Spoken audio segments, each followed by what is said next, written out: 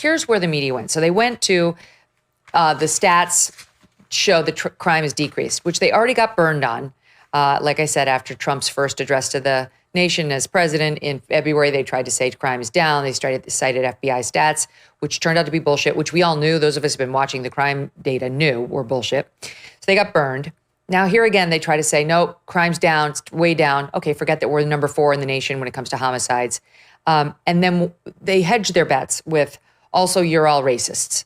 Trump is a racist, and anybody who wants crime to decrease in a black-run city like Washington is racist. Here's a couple of examples. The Associated Press, Trump's Washington police takeover echoes history of racist narratives about urban crime. The New Republic, Trump is taking over D.C. police because he's a racist thug. Well, you don't have to work hard to understand where they're going with that one. The subheadline is Trump doesn't care about crime. He cares about he cares about the right white people being in charge. Goes on to say, Trump warned other very bad cities, Chicago, LA, New York, Baltimore, Oakland, that after DC, that they would be next. All of these cities have black mayors. We're not going to lose our cities over this, said Trump. By the way, this is written by Melissa Gira Grant, a white woman who wrote a book in 2014 called Playing the Whore, the Work of Sex Work. So you get her politics. She's very worried about Trump being a racist pig because he wants to clean up cities that are run by black mayors. Many of these have predominantly black residents, and the nerve of wanting it to be safe for them. You should let the Oakland residents get shot. You should let Baltimoreans suffer. You should let the people of Chicago get shot on the South Side. That's what the non-racist, humane thing to do is, Andrew. I was listening closely as you were reading that, and I didn't once hear her say that any of this was untrue. I heard her use the word narrative, which is a story, but it doesn't mean it's a lie. All of these things are true. Mostly the phenomenon of white flight is a phenomenon of flight from crime. It's not a phenomenon of flight from black people. I'm a strong believer. Listen, I believe there are racial differences and things and cultural differences, certainly, but I'm a strong believer in treating everybody the exact same way. And I think if you do that, you basically get a just society. You get people treated for what they do and reacted to according to how they behave and what they do. And if it turns out that more black people end up in jail, so be it. I mean, you're not putting people in jail for the color of their skin. You're putting them in jail for their crimes, and that's where people who commit crimes belong.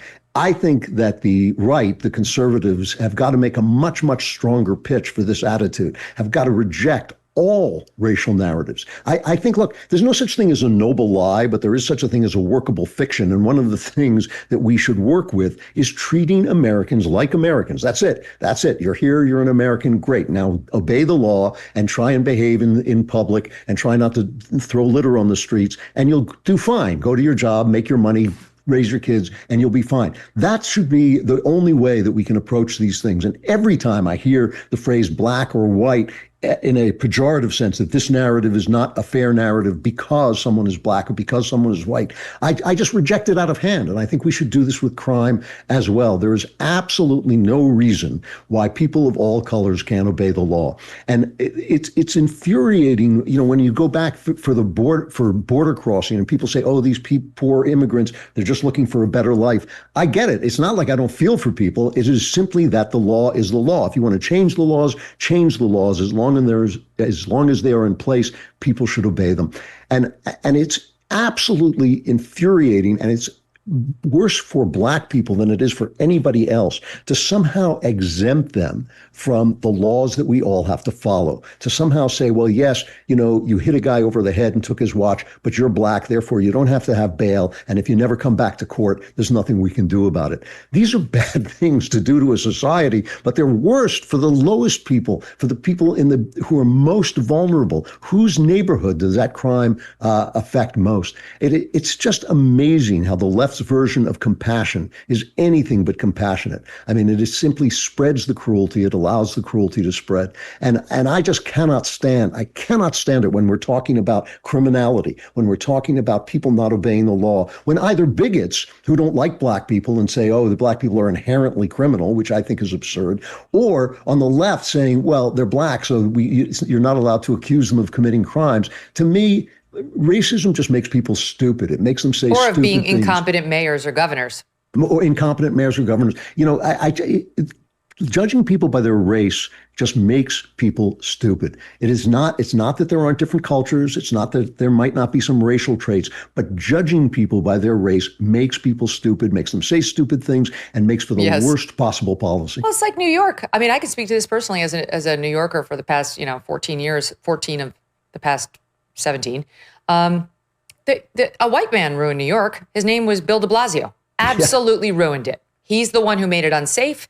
He is the one who drove all the mom and pop businesses out. He's the one who turned New York into a big Starbucks, CVS, Citibank, instead of a city with all the charm of local businesses that thrive with the freshly made baguettes and pizzas and so on up and down in the small, stores, clothing stores and so on. He's the one who ruined it and defunded police and wouldn't back the blue. So that's why we have a terrible city. We happen to have a black mayor now who used to be a cop, which is one of the reasons he got elected. Any comments Trump has about New York aren't about Eric Adams. It's just lunatic leftists who happen to be, in this case, a white woman who's really worried about the work of sex work, playing the whore. That's who would like to look at his promise to clean up cities like New York next and say it's his racism. And by the way, where has Trump deployed troops prior to Washington, D.C.? The only other city was Los Angeles, which was launching a tax on ICE agents who were there to arrest people here illegally. And that was a battle, not really between Trump and the mayor, but between Trump and the white male governor lady, Ms. Melissa Gira Grant. So you check your weird obsession with race in writing about your stories. San Francisco Chronicle same. By sending troops to D.C. and eyeing Oakland, Trump continues targeting black-led cities. Author is Sarah Libby, a white woman, and on it goes. I'll just give you one other thought on this. Via 7 News DC, they report that someone put a note on their car window asking for their car not to be broken into a 5th time. The person writes, "There is nothing of value in this car, only restaurant supplies and broken dreams. Please don't break the windows for the 5th time." To me, this gets to something bigger that's happening here, Andrew. I've been thinking about it lately because you look at like unhappiness in different pockets of the country. And I do think people, I think they're sick of the cities being in the state that they're in. I think Tucker got mocked when he went to Russia and he went through Moscow and he was like in the grocery store and he was showing how beautiful everything was. He was making a different point, right? He was just making a point that like there is a commitment here to cleanliness that we have lost in our major cities across America. And he is not wrong about that. I lived in New York. The sanitation situation is abhorrent. And it happened under Bill de Blasio, white male Democrat, okay? Not a black man, not a black woman. Chicago, same thing. I lived in Chicago for 5 years. You could eat off the sidewalks. It was so clean and well ordered there when I was there, 95 to 2000, around there. No longer. Now it's not even safe. Never mind clean. Baltimore, that's always been a mess. I mean, I lived there too. I lived there for a year and we called it Baltaless. And more people are calling it that. Not because it's not a great city and it's got a lot of lovely people, but because they don't maintain it. It's disgusting. Same problem with the crime and the trash. I mean, I lived in a beautiful area called Fells Point. And I asked a cop when I moved in there, the day I moved in, like, I'm going to make it through this year without getting like raped or mugged or attacked, right? And he goes, "You should." Like, what? What do you mean? Okay, this is just, I'm listing a couple. But I've always attributed this to Democrat rule. To, the big cities tend to be run by Democrats and have mostly Democrats living in them.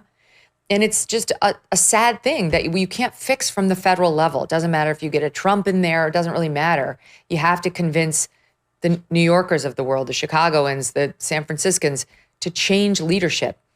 And Trump is like the first president in my lifetime who's like, maybe I'm going to get involved.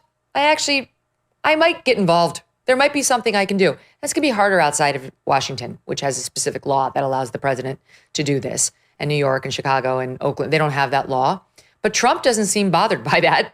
he was intimating either you do it or you're going to hear from me in those cities. And I have to say, like, what if he did? Imagine if we actually did deploy federal troops, many of whom we apparently are able to spare, to go in there, start clearing out the homeless. Yes, bring back institutionalization for the ones who are deeply deranged, which Trump says the Fed will pay for, that they will direct some of our money there.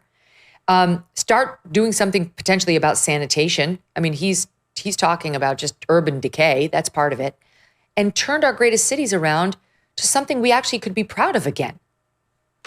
Yeah. And it's totally doable. It's totally doable. Giuliani did it in New York. I lived in New York during the worst times in the 70s and 80s.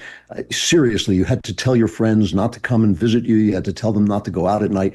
I saw riots. I saw all kinds of terrible crime just happening right in front of me. And the only person I know who worked the hours that I worked, which was like 3 a.m, who didn't get mugged because I would use all kinds of strategies to keep myself safe. And Giuliani came in and cleaned it up. And every single day he was in office, the New York Times called him a Nazi, called him a fascist, said he was having black people beaten up by the police. It was all lies. He just actually brought law and order to New York and cleaned it up. The best mayor, seriously, the best mayor New York ever had. Yes. And it's totally doable. You just have to turn it around and think alternatively of San Francisco, a city once of heartbreaking beauty that just descended into chaos and filth. And people put up with it, like the frog being boiled in the pan. They put up with it. It comes on them slowly, and they never get the idea that it's all about policy. It doesn't matter if you're black or white. It doesn't matter what your story is. It doesn't matter where you came from. It doesn't matter whether your smile is nice, like Zohran Mamdani. If your policies suck, your city will suck. If your policies suck, your country will suck. And that is exactly what has happened in these cities. It's policy that does this to people, and it's policy that is focused on the criminal and not the victim. It's policy that's focused on the crazy homeless person instead of the person who has to walk to work on those sidewalks. It is policy that is focused not on the law-abiding citizen, but on all the outsiders. And that's not compassion. That is, that's kindness to the cruel, which is cruelty to the kind. It is not compassion to make sure that every crazy person and every criminal and every person who cannot behave himself in public is treated in the nicest possible way. It is compassion to make sure you have a city street that is livable for the people who have to live and do the things that make a society work. That's what we're here for. That's what government is here to protect. It has totally lost its way. And I would like to see Trump. I mean, listen, Trump, I think this administration has been absolutely fantastic. I think it is one of maybe the greatest administration of my lifetime. But I do sometimes wish that Trump could be a little bit more clear in defending his policies and saying what it is his policies are trying to accomplish. That J.D. Vance does a great job of it, but I think it's just about time we just say, like, the majority have rights too. The ordinary people. We don't want to live like this. I like what you said. It's kindness to the cruel, which is cruelty to the kind. So what do we think the effect of the sparring between President Donald Trump and the Fed is going to be? Can the Fed take the right action at the right time? Do we trust in that? Or are we going to be looking at a potential economic slowdown as they slow roll any of their moves as they worry about his tariffs? And what exactly does all of this mean for your savings? You might want to consider diversifying right about now with gold through Birch Gold Group. For decades, gold has been viewed as a safe haven in times of economic stagnation, global uncertainty, and high inflation. And Birch Gold makes it incredibly easy for you to diversify some of your savings into gold. If you have an IRA or old 401k, you can convert that into a tax-sheltered IRA in physical gold, or just buy some gold to keep it in your safe. First, get educated. Birch Gold will send you a free info kit on gold. Just text MK to the number 989898. Again, text MK to 989898, and you'll start the process of just getting the 411 on what it means to own gold.